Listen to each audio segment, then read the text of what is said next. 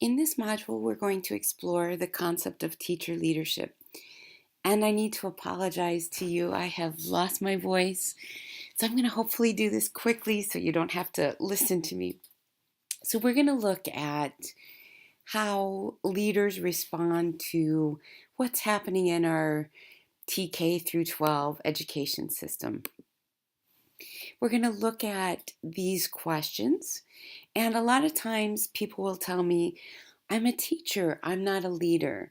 And I want to challenge that notion and say all of us as teachers also need to develop our leadership skills.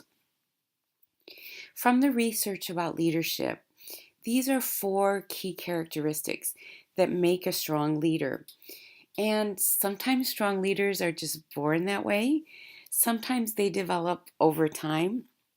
But I think if you look at these 4 skills, these are things that we can continuously through our lives be working to get better at. So, what is the definition of a teacher leader?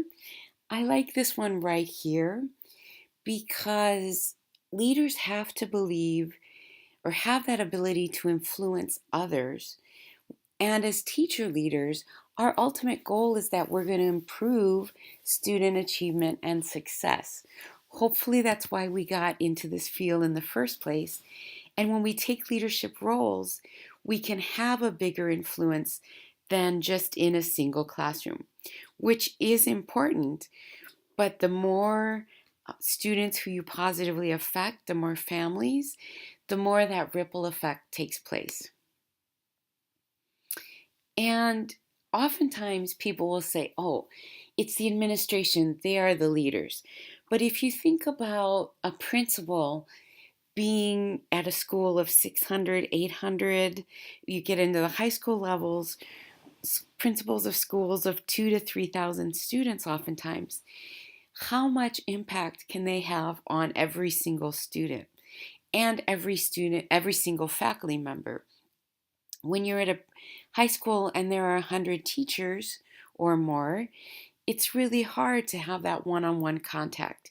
So when we as teachers help out the principal, we're actually helping not only the administration, but our entire school. And when there's a collective leadership happening, we know that that has a positive impact on student achievement.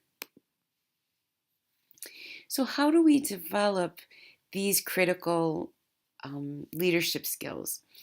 The previous administration at the federal level developed a set of teacher leader standards that I think are still in place. I hope they're still in place. And what I'd like you to do is take some time. The link is here and it's also in your presentation to really look at those skills. They have different domains that talk about how teachers can improve their leadership skills and really reflect on, yeah, I can do that, or I'm already doing that, or if I do this additional thing, I'm really improving my skills in that area. So the standards look at doing all of these things that are listed here in these different domains that once again you're going to spend some time looking at and exploring. And so when we talk about specifics, how does a teacher take on a leadership role? And there are a variety of things. This is not an all-inclusive list, but getting involved in curriculum development. So often we leave that to curriculum companies like Pearson or Harcourt Brace or Houghton Mifflin. But teachers need to take a much more active role because we know our communities, we know our student population better than any of those curriculum development companies. Providing professional development to peers. By that I mean, think about technology. When you discover a new app that you can use with your kids on your iPad, when you develop a great new website for teachers, or when you see one, take the opportunity to share. If you see a teacher who's struggling with technology, here, let me come in, spend 20 minutes with you after school and help you with that. Helping others understand and use student data. Having gone through this master's program, you are current on how those things are done. So a lot of teachers who have been around for a while might not understand the statistics. They might not understand how to interpret assessment data. You can help out with that. If you see policies that aren't working or procedures, step in, have some suggestions. Mentor others, not just new teachers, right? Mentoring happens for all of us. Becoming an advocate at SST meetings, at board meetings, being on your school site committees, being on district level committees, and being an active voice to speak for the students whom you represent. I love this quote, and you can read it for yourself and just think about that.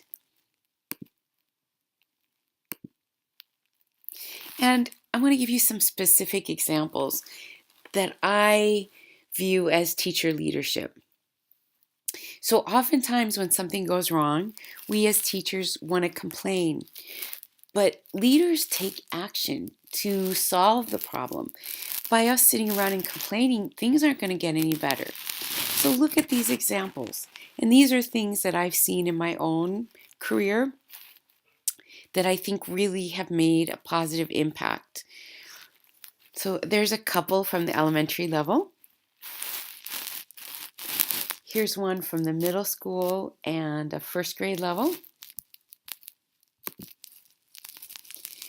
And I think you can see leadership doesn't mean we have to change the world.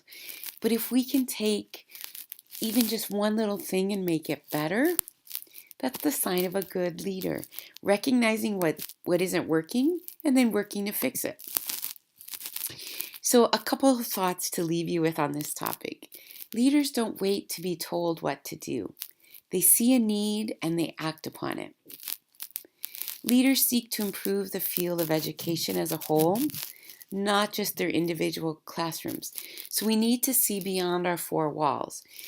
Those four walls and everything and everybody that's inside can be all consuming, but we're more effective when we can move past that. And leaders need to be informed consumers of data, research, policy, and legislation. We need to be reading not only research studies, but things that come out from the federal government. We need to be informed of what policy changes are being talked about. We need to lobby. We need to be writing letters to newspapers, editorials, talking to people, getting our point of view out, because so many people haven't heard from teachers. So each one of us can be a leader, and it's up to us to develop those skills, find our niche, and work on making our schools a better place.